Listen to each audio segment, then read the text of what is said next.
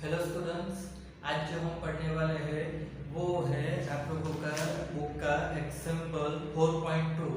पर ये actually theory में भी आपको पूछ सकते हैं। अब कैसे पूछ सकते हैं वो देखो कि एक्चुअली अब तक हमने जो पढ़ा था वो क्या था कि ये एक्स वाई कोई कार्टेशियन सिस्टम है, उसमें कोई एक वेक्टर ए है। तो ये वेक्टर के दो कंपोनेंट होते हैं, ठीक है। तो यहाँ पर ए कॉस थीटा और ए साइन थीटा इस तरीके से हम ले रहे थे। तो क्या था, कोई एक ही वेक्टर है और ये वेक्टर का मैग्नीट्यूड और एंगल, ये एंगल कौन सा था, पॉजिटिव एक्सिस की डायरेक्शन के साथ बना हुआ। ये चीज खास ध्यान रखनी थी। तो ए cos थीटा और ए sin थीटा, तो हम यहाँ पर क्या कर रहे थे कि जो ओनली वेक्टर है, ठीक है, ये वेक्टर को उसका मैग्नीट्यूड और एंगल उसके साथ हम डिनोट कर रहे थे। बट आज जो हमको करना होगा तो वो क्या होगा कि जो रिजल्टेंट वेक्टर होता है वो रिजल्टेंट वेक्टर को हमें मैग्नीट्यूड और थीटा के फॉर्म में लिखना होगा। तो वो कैसे करना है तो देखिए, अब रिजल्टेंट हमको चाहिए तो मतलब क्या होगा भाई कि यहाँ पर हमको क्या करना होगा कि दो मिनिमम वेक्टर तो चाहिए। तो ये हमारा वेक्टर बी हो गया, ये हमारा वेक्टर ए हो गया। अब सबसे पहले तो क्या करना है कि यहाँ से हमको इसको पैरेललोग्राम में थर्ड जो थी उसके जैसा पैरेललोग्राम बना देना है। तो यहाँ पर हमको रिजल्टेंट वेक्टर जो होगा वो ये वाला मिलेगा आर, ठीक है। अब ये वेक्टर आर मिल गया, उसके बाद क्या होगा तो देखो कि जो दो वेक्टर है ए और बी, उनके बीच का एंगल थीटा है और जो रिजल्टेंट है और वेक्टर ए है, रिजल्टेंट और वेक्टर ए के बीच का एंगल अल्फा है। अब यहाँ पर हम क्या करेंगे, जो वेक्टर है उसको थोड़ा सा आगे ले जाएंगे और यहाँ से एक उसके ऊपर नॉर्मल ड्रॉ कर रहे हैं, ठीक है। तो अब देखो, तो ये जो यहाँ पर ये जो लाइन है, ये लाइन क्या है, बी को पैरेलल है।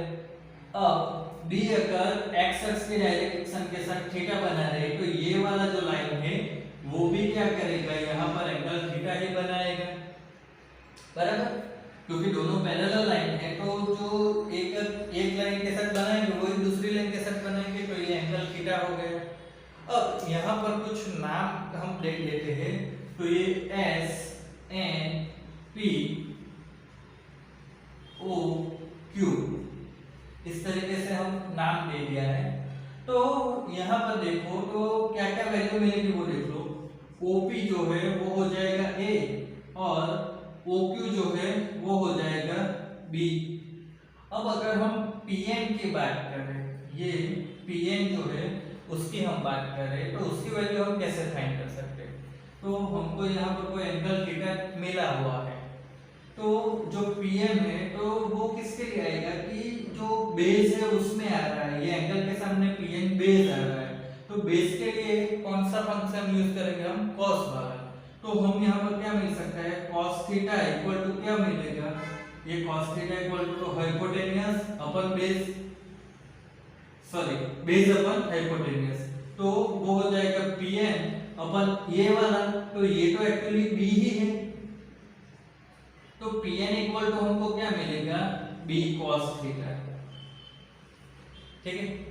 वैसे ही हमको Sn चाहिए, तो आप देखो कि जो एंगल है उसके सामने वाला ये एल्टीट्यूड बन रहा है एक्चुअली, ये जो एंगल थीटा है तो ये वाला एल्टीट्यूड बन रहा है।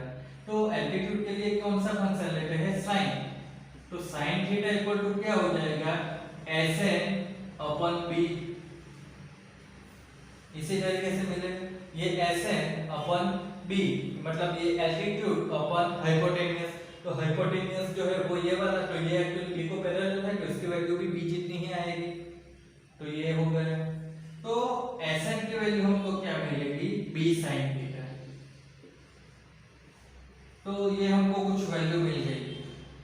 अब देखो तो ON की हम बात करें तो ON जो है वो हमको कैसे मिलेगा, तो OP प्लस PN करके, OP प्लस PN। तो OP की वैल्यू हमको क्या मिली A और PN की वैल्यू जो है तो वो मिली B cos थीटा। तो ये हमको इस तरीके से मिल गए।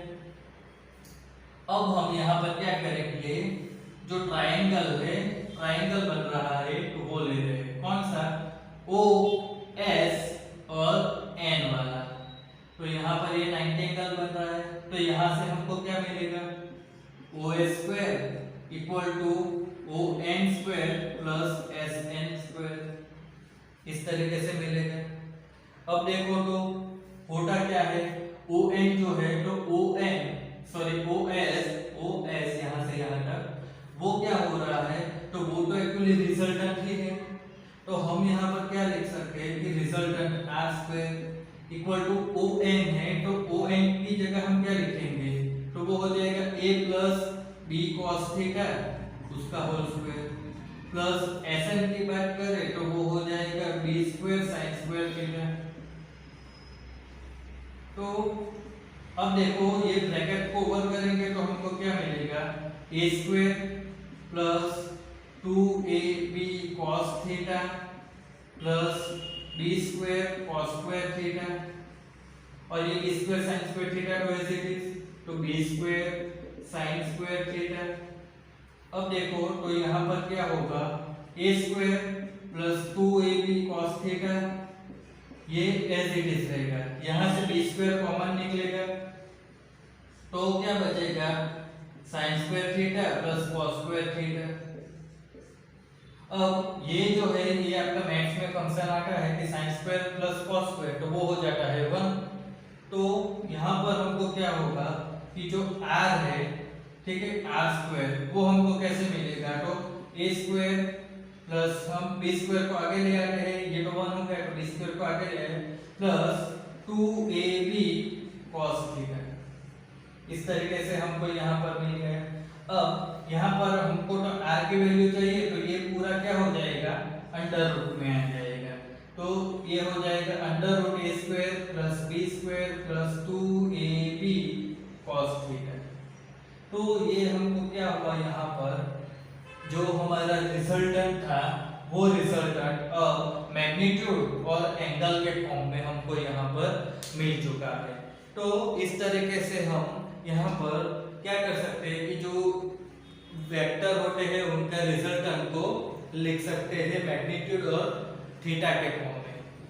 अब यहाँ पर दो चीज होगी, तो यहाँ पर एक कोसाइन लो मिलेगा और साइन लो मिलेगा। तो ये वाला जो फॉर्म है इसी को बोलते हैं कोसाइन लो। ये जो है हमको मिला r इक्वल टू, तो यही हमारा एक्चुअली कोसाइन लो हो जाता है। इसके बाद हमको यहाँ पर जो Sn है उसकी बात करनी है, तो हमको Sn इक्वल टू क्या क्या मिल रहा है, तो देखो Sn equal to b sin theta तो मिल गया, Sn इक्वल टू हमको b sin थीटा मिल गया है, तो ये b sin थीटा। अब Sn की हम बात कर रहे हैं इन टर्म्स ऑफ अल्फा में, तो अल्फा की हम बात करेंगे तो क्या हो जाएगा Sn, ठीक है। तो एक्चुअली अल्फा की हम बात करने वाले हैं, तो यहाँ पर देखो साइन अल्फा, ठीक है, ये अल्फा है तो साइन अल्फा क्या हो जाएगा Sn एल्टीट्यूड अपॉन हाइपोटेन्यूज, तो r, तो साइन अल्फा हमको क्या मिलेगा Sn अपॉन r, तो Sn की दूसरी वैल्यू क्या मिलेगी हमको, तो वो हो जाएगी r sin अल्फा। तो यहाँ पर हमको Sn की दो वैल्यू मिल चुकी है, अब हम दोनों को कंपेयर करेंगे तो क्या हो जाएगा b sin theta equal to r sin alpha. तो इसके ऊपर से क्या होगा, तो आप देखोगे तो beta upon sin alpha equal to r upon sin theta. तो ये एक चीज हो गई। अब उसके बाद हमको करना है कि P जो है यहाँ से हम एक नॉर्मल ड्रॉ करते हैं किसके ऊपर, तो रिजल्टेंट के ऊपर। तो P से रिजल्टेंट के ऊपर हम एक नॉर्मल ड्रॉ करते हैं और उसको हम लेते हैं Pm, तो वो हमारा Pm आ जाएगा। तो अब हम उसकी वैल्यू फाइंड करें, तो अब देखो ये वाला जो एंगल है उसको बोलते हैं बीटा। अब हम यहाँ पर PM की वैल्यू फाइंड करनी है। तो ये वाला जो है ना एक्चुअली इस तरीके से बन रहा है, देखो अलग से कर रहे हैं। ये P है, ये M है, तो ये यहाँ पर क्या हो रहा है 90 एंगल बन रहा है। अब ये 90 एंगल बन रहा है तो क्या हो जाएगा कि अब हम इसको उल्टा कर लेते हैं, इसमें समझने में तकलीफ हो रही हो तो हम क्या करते हैं कि जो M है, ठीक है, O है, अब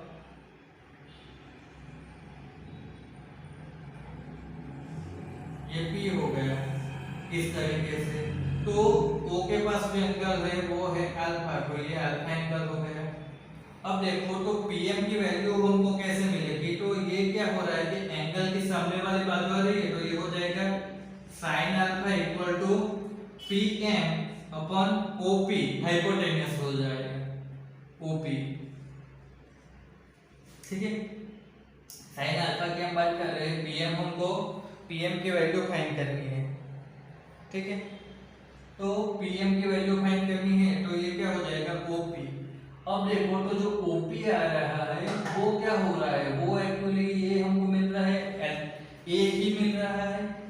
OP आप यहाँ से नॉर्मल ड्रॉ कर रहे हो तो ये यहाँ तक का जो वेक्टर आ रहा है तो वो क्या हो रहा है A आ रहा है, तो OP की जगह हम लिखेंगे A। तो PM की वैल्यू हमको क्या मिल जाएगी A sin अल्फा। फिर हम बात करेंगे बीटा की, तो वहां पर देखो हमको क्या मिलेगा, ये भी 90 एंगल पर है, यहाँ पर एंगल बीटा है। अब हम यहाँ पर अगेन PM की बात करें, ये PM जो है उसको ढूंढना है, तो हमको कैसे मिलेगा, तो वो हो जाएगा sin beta equal to PM। यहाँ पर बीटा है एंगल, तो सामने वाली जो साइड होगी वो PM अपन हाइपोटेनियस आएगा। तो हाइपोटेनियस की वैल्यू यहाँ पर क्या होगी, तो वो हो जाएगी इतनी वाली M से लेके S वाली, तो वो वैल्यू क्या हो जाएगी ये B जितनी, तो यहाँ पर आ जाएगा B। तो PM की हमको अगेन दूसरी वैल्यू मिल रही है और वो है B इंटू साइन बीटा। तो अब देखो PM की जो दो वैल्यू मिल रही है उसको हम कंपेयर करते हैं, तो क्या मिलता है हमको A sin alpha equal to B sin beta. तो यहां पर से हमको क्या मिलेगा A upon sin beta equal to B upon sin alpha, ये दूसरा और ये हमको पहला मिला है। तो अब देखो कि sin अल्फा दोनों जगह पर beta B upon sin alpha दोनों जगह पर कॉमन है, तो हम तीनों को साथ लिख सकते हैं। क्या होगा कि A upon sin beta equal to B upon sin alpha equal to R upon sin theta. तो ये हमको यहाँ पर एक अलग इक्वेशन मिल रहा है, तो ये जो मिल रहा है उसी को बोलते हैं साइन लॉ। ये वाला कॉस लॉ था, ये वाला साइन लॉ है। तो यहाँ पर क्या हो रहा है कि पहले तो हमने जो रिजल्टेंट था उसको क्या किया, तो इसको सिंपलीफाई करके हमने उसको मैग्नीट्यूड और एंगल के फॉर्म में रख दिया, तो वो जो हमको इक्वेशन मिला वही हमारा कोसाइन लॉ हो जाता है। फिर हमने जो Sn था ये वाला, उसकी इन टर्म्स ऑफ साइन में हमने वैल्यू फाइंड की, तो वहां पर से एक इक्वेशन मिला। फिर P से हमने क्या किया कि जो रिजल्टेंट है उसके ऊपर एक नॉर्मल लिया और फिर वहां से हमने जो नॉर्मल लिया उसकी दो वैल्यू फाइंड की, तो दोनों को कंपेयर करके दूसरा इक्वेशन मिला। तो वहां पर B अपन sin अल्फा दोनों में कॉमन आ रहा था, तो हमने फिर तीनों को साथ में लिख दिया, तो वो हो गया हमारा साइन। अब हम इसके रिगार्डिंग एक न्यूमेरिकल करते हैं। न्यूमेरिकल करें उससे पहले हम एक चीज यहाँ पर देख लेते हैं कि यहाँ पर ये वाला रिजल्टेंट है, ये B है और ये A है। तो रिजल्टेंट R जो है तो उसकी डायरेक्शन कौन सी आती है वो हमको एक चीज देखनी है, ठीक है। तो रिजल्टेंट की डायरेक्शन आप देखो तो वो हो जाएगी क्या, तो अल्फा डायरेक्शन पर जा रहा है A से, तो हमको यहाँ पर tan अल्फा फाइंड करना पड़ेगा। अब tan अल्फा फाइंड करना है तो हमको क्या करना पड़ेगा, S ओ एन एस ये वाला जो रीजन बन रहा है वो ट्रायंगल हमको लेना पड़ेगा। अब यहाँ पर आप देखो तो tan अल्फा इक्वल टू क्या होगा, तो वो हो जाता है एल्टीट्यूड अपॉन बेस, ठीक है। तो यहाँ पर आप देखो तो एल्टीट्यूड क्या बन रहा है Sn और बेस क्या बन रहा है OP प्लस Pn। तो Sn की वैल्यू हमने फाइंड की थी और वो थी कितनी, तो b sin theta, b sin theta. अब OP की वैल्यू है तो वो तो वेक्टर A है तो वो हो जाएगी A प्लस Pn तो वो हो जाएगी b cos थीटा। तो जो एंगल आएगा तो वो tan अल्फा इक्वल टू क्या बनेगा, तो b sin theta upon a plus cos theta. तो ये क्या हो जाएगा, रिजल्टेंट का डायरेक्शन आएगा। तो वो इस तरीके से हम फाइंड कर सकते हैं, वो एक चीज लिखनी थी। अब हम कर रहे हैं एग्जांपल 4.3। अब ये जो एग्जांपल है 4.3 इसमें हमको क्या बोला गया है कि एक motor boat is racing towards the north at 25 km per hour and the water current in that region is 10 km per hour in the direction of the 60° east to south. Find the resultant velocity of the boat. तो यहाँ पर हमको बोला गया है कि ये north है, ठीक है। अब देख लो तो रीजन क्या होता है, ये नॉर्थ होता है, ये साउथ होता है, ठीक है।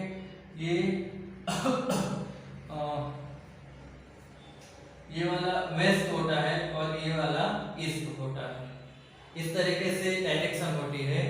तो आप देखो कि नॉर्थ की डायरेक्शन में क्या दिया है हमको, वेलोसिटी दी हुई है 25 किलोमीटर पर आवर। अब दूसरा जो आप देखो तो वो हमको क्या दिया हुआ है कि 10 किलोमीटर पर आवर की जो स्पीड है कौन सी है, तो वो बोला है ईस्ट टू साउथ। तो मतलब ये ईस्ट हो गया और साउथ में मतलब नीचे। तो यहाँ पर हमको इस तरीके से जाना है और कितने एंगल पर, तो वो दिया है हमको 60। तो मतलब ये वाला एंगल 60 हो गया, साउथ से 60 डिग्री इस साइड पर हमको यहाँ पर दूसरा वेलोसिटी मिल रहा है, ठीक है। अब देखो तो ये बोट का वेलोसिटी हो गया, ये हम ले लेते हैं वाटर का, तो W ले रहे हैं तो VW 10 किलोमीटर पर आवर। तो हमको यहाँ पर क्या हुआ कि दो वेक्टर मिले हैं, ये A डायरेक्शन में दूसरा A डायरेक्शन में। तो इनका हमें रिजल्टेंट फाइंड करना है। तो रिजल्टेंट फाइंड करने के लिए हमने क्या देखा, तो हमने R इक्वल टू क्या देखा, A square plus B square plus 2AB cos theta, ठीक है। तो यहाँ पर अब हम क्या लिख सकते हैं, तो रिजल्टेंट वेक्टर है, तो रिजल्टेंट वेक्टर हमको ये डायरेक्शन में मिले, एक इधर जा रहा है एक इधर जा रहा है, तो रिजल्टेंट इधर आ रहा है। अब रिजल्टेंट जो आ रहा है तो B A की जगह हम लिख सकते हैं 25, ये एक वेक्टर था, दूसरा ये वाला था, तो 25 का स्क्वायर, दूसरा आएगा 10 का स्क्वायर प्लस 2, एक की जगह 25 लिखेंगे, बी की जगह 10 लिखेंगे और cos 60, ठीक है। ये डिग्री cos 60 लिख देंगे तो पूरा गलत हो जाएगा, नहीं लिखना है। हमने क्या देखा था, जो एंगल है वो A और B के बीच का है। तो यहाँ पर हमारे जो वेक्टर है, ये एक वेक्टर है, ये दूसरा वेक्टर है, उनके बीच का एंगल लिखना है। तो आप देखो कि यहाँ से ये पूरा एंगल कितना हो जाएगा 180, उसमें से ये 60 निकल गया, तो ये बाकी का जो बचेगा वो हो जाएगा 120 डिग्री। तो यहाँ पर cos 120 डिग्री आएगा। एंगल जो लेना आता है वो दो वेक्टरों के बीच का जो एंगल है वो लेना रहता है, तो वो खास ध्यान रखना है आपको। तो अब देखो तो यहाँ पर क्या हो जाएगा 25, इसको सिंप्लीफाई कर दो अब, तो यहाँ पर हमको आंसर कुछ 22 kilometre approximate 22 kilometre per hour, इस तरीके से हमको यहाँ पर आंसर मिल रहा है। किसका, तो जो रिजल्टेंट वेक्टर है उसका आंसर हमको यहाँ पर मिल रहा है। ये जो वेक्टर आएगा तो वो 22 आएगा। मतलब कि जो बोट है वो इधर जाना चाहती है, ऊपर पानी इधर जा रहा है, तो बोट क्या हो पाएगी, ये डायरेक्शन में जाएगी। अब बोट की वेलोसिटी 25 है, वाटर की इस डायरेक्शन में 10 है, तो जो बोट होगा उसकी रिजल्टेंट ये डायरेक्शन में 22 आएगी। इसके बाद यहाँ पर हमको जो डायरेक्शन है वो फाइंड करनी है।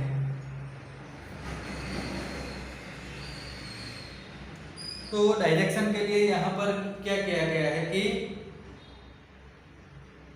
ये वाला अप्लाई कर देना है, b sin theta plus a cos theta. तो यहाँ पर लिख देते हैं, b की वैल्यू क्या हो जाएगी 10, sin थीटा क्या हो जाएगा, तो sin कितना आ जाएगा, एंगल आ जाएगा 120, a की वैल्यू हो जाएगी 25 प्लस b की हो जाएगी 10 और cos थीटा हो जाएगा तो cos 120। तो अब यहाँ पर इसको सिंप्लीफाई कर दो, तो जो आंसर आता है वो आंसर आता है 0.397।